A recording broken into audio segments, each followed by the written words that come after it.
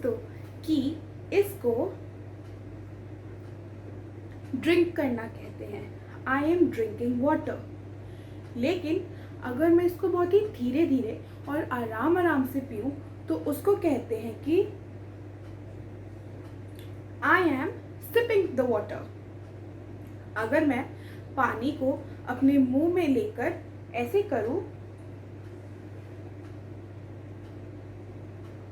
तो उसको कहते हैं कि I M swishing the water. अगर मैं पानी को कुछ इस तरह से पीऊं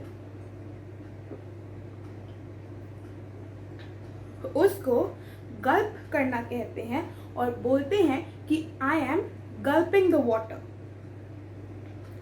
hello and welcome friends to yet another video of fun English class, जहां आप मेरे साथ यानी कि सिमरन के साथ सीखते हैं इंग्लिश अपने घर बैठे बैठे अपने कंफर्ट पे और बहुत ही मज़ेदार तरीके से।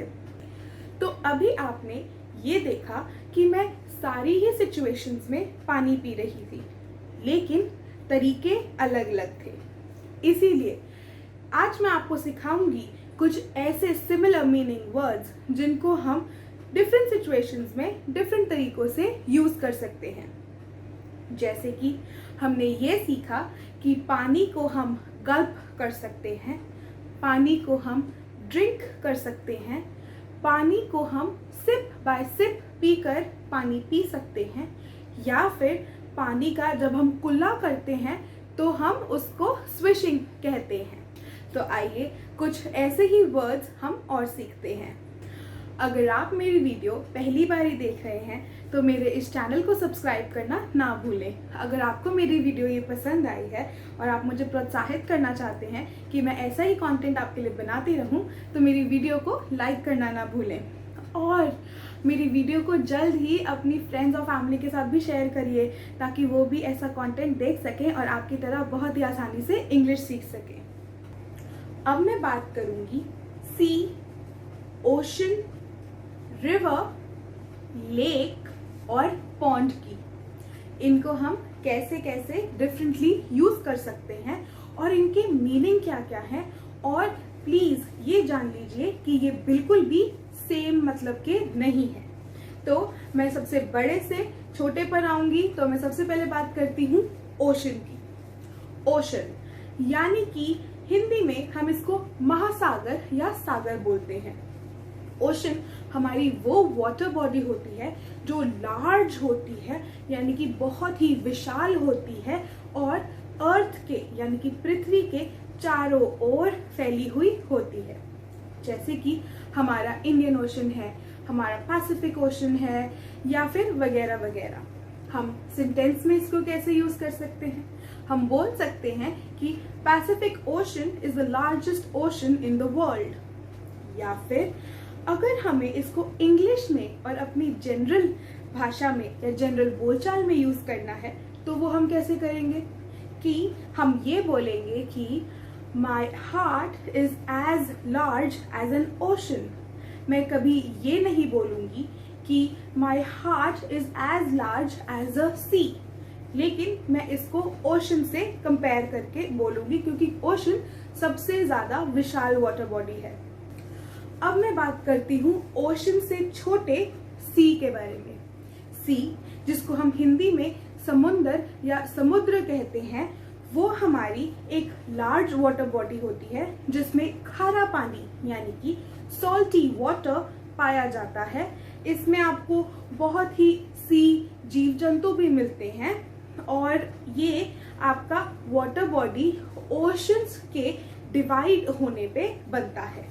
जैसे कि हमारी अरेबियन सी है या फिर हमारी अलग अलग समुद्र है। जैसे कि हम ये कहते हैं कि I can cross 7 seas to meet you, मतलब कि मैं 7 समुद्र पार करके तुमसे मिलने आ सकता हूँ। इससे मुझे वो वाला गाना याद आ रहा है, 7 समुंदर पार मैं तेरे पीछे पीछे आ गई। तो वहां पे समुद्र की यानी कि 7 सीज की बात की गई है, ओशन की बात नहीं करी गई है। अच्छा, अब मैं बात करूंगी सी से अगले छोटे वाटर बॉडी की, जो कि है हमारा रिवर।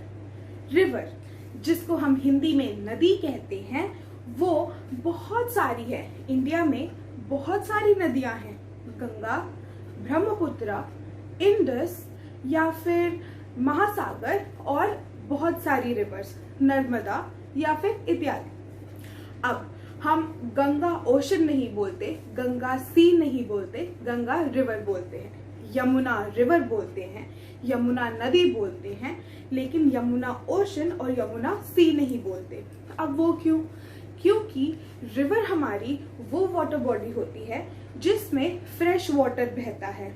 ये भी एक लार्ज वाटर बॉडी होती है और इसके आसपास लैंड पाया जाता है।